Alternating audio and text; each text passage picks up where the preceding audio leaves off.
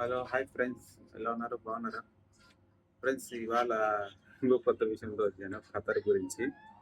ఖతర్లో మీరు ఒకవేళ డ్రైవర్గా వస్తే భోజనం వాళ్ళ ఇంట్లో నుంచి ఇస్తే ఓకే, బాగుంటుంది. ఏదో ఒకటి టయానికి చేస్తే బాగుంటుంది. కాకపోతే మీరే వండుకొని తినండి అని మీకు డబ్బులు ఇస్తామనే పాటైతే చాలా రేట్లు ఎక్కువ. వాళ్ళు ఇచ్చే డబ్బులు ఒక 10-15 రోజుల్లో అయిపోతాయి. దాని తర్వాత మన సొంత డబ్బులు పెట్టుకోబడుతుంది.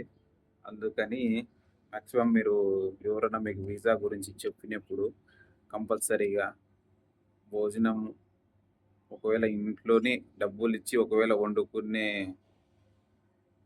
కిచెన్ ఉండి, దాని తర్వాత వాళ్ళు రైస్ ఇచ్చి, ఆయిల్ వగైరా చిన్న చిన్న రైస్, గ్యాస్ ఇవన్నీ ఇచ్చేస్తే వండుకోవచ్చు. ఏదో ఒకటి టయానికి తెచ్చుకొని దాంట్లో వేసుకొని తినేయచ్చు.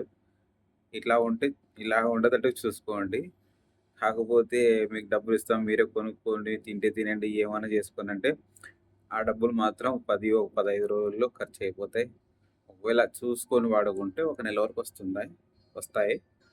అందుకని బై చాన్స్ మీరెప్పుడన్నా ఎవరైనా ఇట్లాంటి వీసా వచ్చినప్పుడు మాక్సిమం ఇంట్లో ఇచ్చేటట్టుగానే ఒప్పుకోండి. మేము చేసుకుంటాం, మేము డబ్బులు మిగిలించుకుంటాం అనే ఆలోచన అయితే పెట్టుకోవద్దండి. ఎందుకంటే మిగిలేదేమో గానీ మన మీ జీతంలో నుంచే మీకు లాస్ అవుతారు.